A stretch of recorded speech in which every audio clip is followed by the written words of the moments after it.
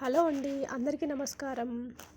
ఇంతకుముందు చేసిన వీడియోలో వ్యవసాయం గురించి, మందులతో వండినటువంటి ఫుడ్ గురించి, రైతులు పండించేటటువంటి ఫుడ్ గురించి మనం డిస్కస్ చేసుకున్నాం కదా.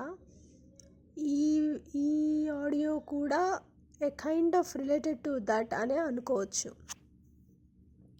మనకి బర్రె కానీ ఆవు కానీ ఇంట్లో ఉంటే చాకిరీ చేసేటటువంటి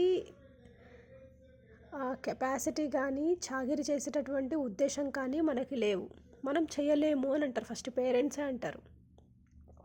మనకి ఒకవేళ పొలం ఉందనుకోండి, 1 ఎకరం కానీ 5 ఎకరాలు కానీ 10 ఎకరాలు కానీ, పొలానికి చాకిరీ చేసేటటువంటి శక్తి మనకి లేదు, మనం చేయలేము అని అంటారు. మరి మనము ఏ పనులైతే చేయలేమో వాటి నుంచి ఫలితాన్ని మనం ఆశించడం కరెక్టా? మనము బర్రెని కానీ ఆవుని కానీ సాదటం కానీ పెంచడం కానీ చేయలేము, కానీ మనకి ఆవు నుంచి వచ్చే పాలు కావాలి, పెరుగు కావాలి, నెయ్యి కావాలి, వెన్న కావాలి, వాటి నుంచి వచ్చే ఆరోగ్యం కావాలి.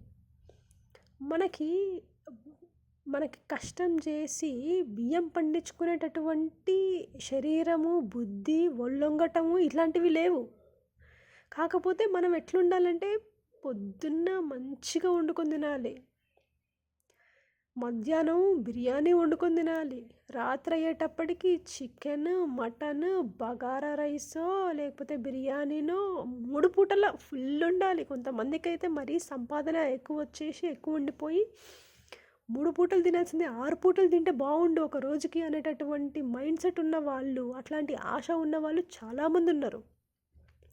అరే ఒకటే బిర్యానీ లోపల పోద్దేంది, కడుపు సైజు పెరిగితే బాగుండు, 2-3 బిర్యానీలు అయినా తింటే బాగుండు అనేటటువంటి ఎక్స్పెక్టేషన్, అటువంటి ఆశ, అట్లా తినాలనేటటువంటి కోరిక చాలామందికి ఉన్నాయి. అరే రోజులో 3 సార్లు ఆకలేస్తుంది, ఎక్కువసార్లు ఆకలి అయితే బాగుండు.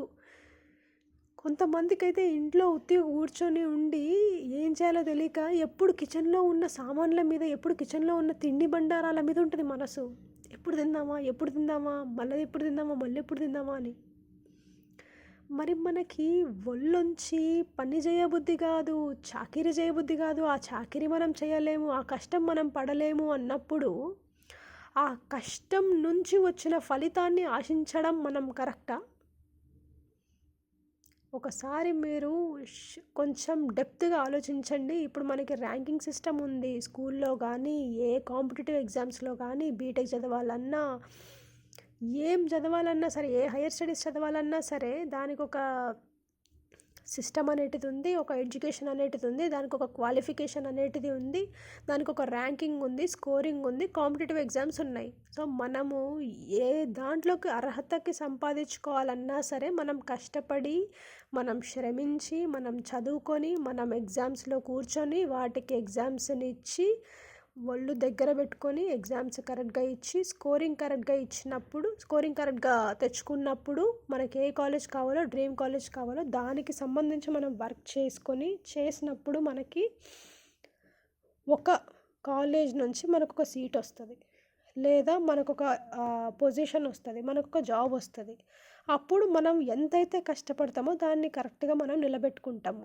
మరి మనకి ఈ కడుపుకు తీసుకునేటటువంటి ఆహారం మాత్రం మనకి చాలా చాలా కావాలి, చాలా మంచి క్వాలిటీలో కావాలి, కొంచెం తక్కువ పైసలు పెడితే ఎక్కువ రావాలి. మన ఆలోచన ఇది. మనం కష్టపడి మరి మనం చేస్తామా అంటే మనకు చేత కాదు. మళ్ళీ అసలు ఎందుకు మనకి ఇట్లా ఉంది ఆలోచన తీరు? ఇది అసలు మంచి ఆలోచన తీరేనా? ఇది ఉండాల్సినటువంటి ఆలోచన తీరేనా? ఒకసారి ఆలోచించండి.